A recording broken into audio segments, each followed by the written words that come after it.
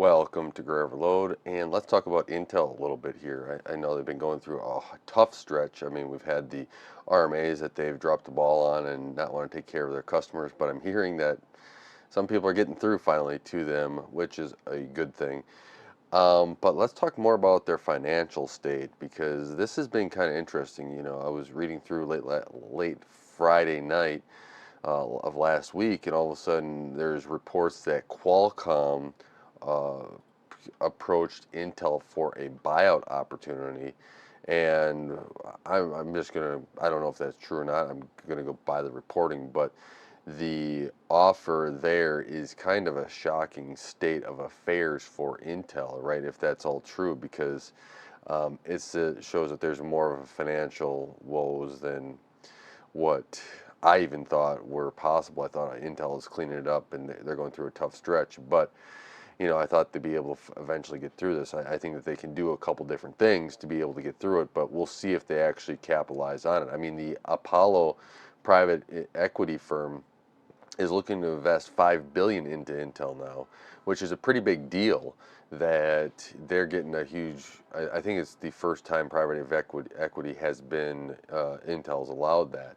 If they do accept the $5 billion, try to get them flush with cash. Then there's also the $3.5 billion chip deal with the U.S. Army as well.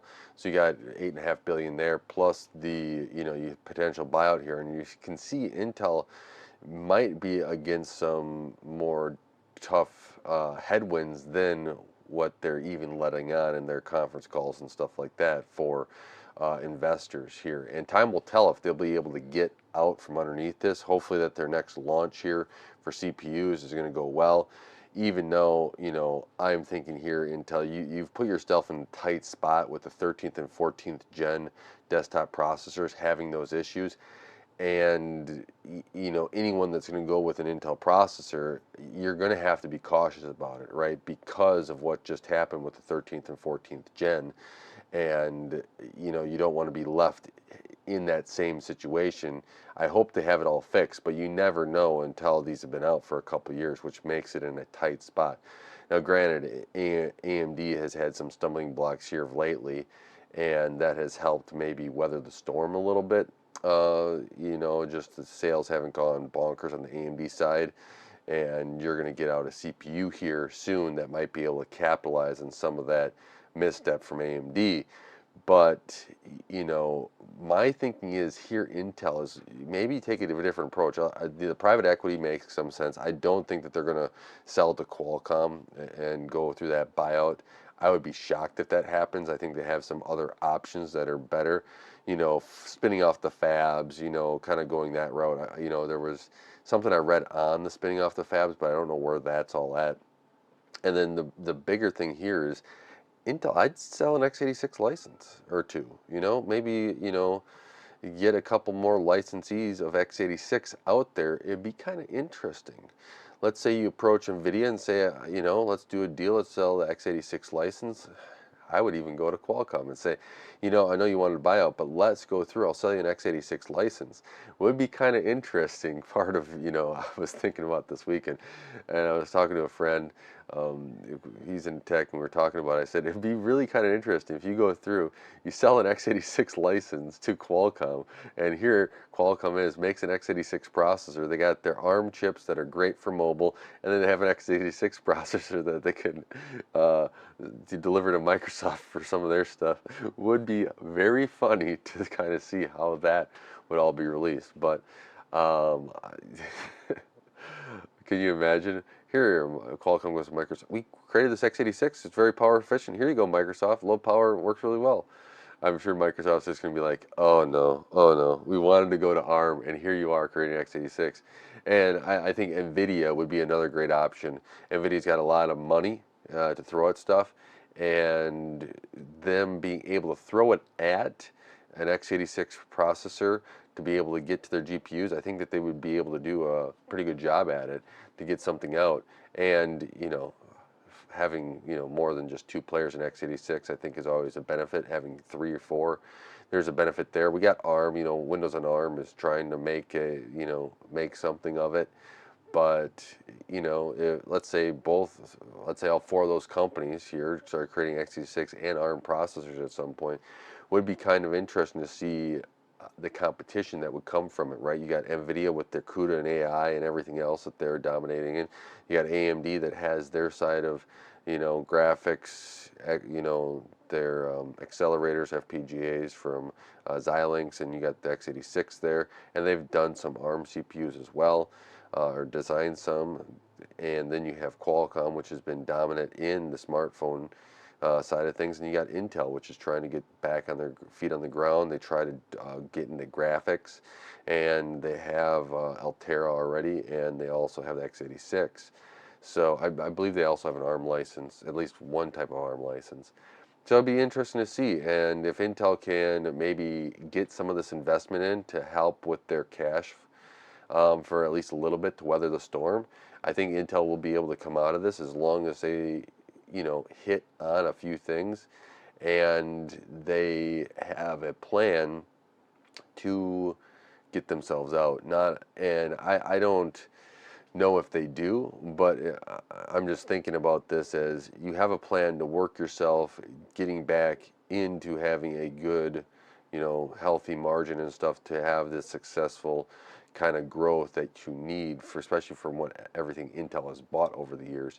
AMD did go through a very rough time. Remember Bulldozer, and coming out of that, they had Radeon that was doing pretty well, and they focused on Radeon to get them back. Now, they had all the gaming console deals, and right now Intel doesn't have anything like that to kind of help them throughout the storm. They're kind of relying on a lot of their business deals, and when AMD's eating your lunch on server, you don't have anything to really fall back on here. Besides your old businesses, the products that have just always been reliable. And at what point, are you burning too much cash to be able to keep up with all the advancements, especially with fabs and everything else, and you're going to have to charge more for your products and look at design differently and stuff like that. The Royal Core project, I'm disappointed that that didn't continue on, because I feel like that would have, with Jim Keller and what he was doing there, would have been a good jump and leap for Intel, and maybe some of that stuff will come to other products. But when you hear about delays or cancellations and teams leaving Intel, that's not a good sign, especially for morale and everything else, to keep going. And it's gonna be a long uphill battle to be able to do that. And hopefully, the decision makers are making good decisions on what can bring them out of this, and not cutting the items that would make them successful to get out of this. And that's where one of my concerns is. I think they'll make it through, but I think it's going to be a long process, and hopefully it doesn't, diminish Intel to a point where, we only have one player in x86, or in the desktop, and we're not seeing advancements there, right? I'm kind of going to be selfish here, and I think all of us should be as consumers, is that we want that advancement still in, graphics, CPU, and everything else. And we all were hoping that Intel was going to be that for the graphics line, and then they kind of haven't been able to get over the hump yet. Maybe they eventually can. CPU, they're taking, trying to get over the hump, trying to get a good product out, and not have something happen like the 13th and 14th gen, where now people were having issues with it, right? That's a negative hit on the company image and then financial. So hopefully they kind of go through and get through this. Maybe they'll take some of the private equity there to be able to help boost them a little bit, but we'll see in the coming weeks, and where it all goes. And they got a new CPU coming out, I think in October-ish.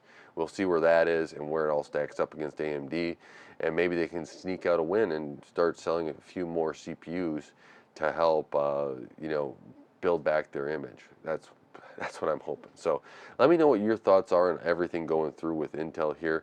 I hope that there's a little bit more of Intel news coming out and a little bit better. I want the competition, and I want better products in my machines for reasonable prices. That's the way to advancement, right? And having that, like, we all want better machines. We all want more performant machines. We all want better graphics, all this other stuff. So hopefully Intel can keep along that path here. But It's been hard slugging for Intel here for a while, and they're going to have to work hard through it here, at least in the short term. So let me know your thoughts in the comments below. Thank you so much for watching Gray Overload and helping this channel grow. I really do appreciate it. Don't forget to like, share, subscribe, hit that bell icon, as it really does help out the channel. And until next time, God bless.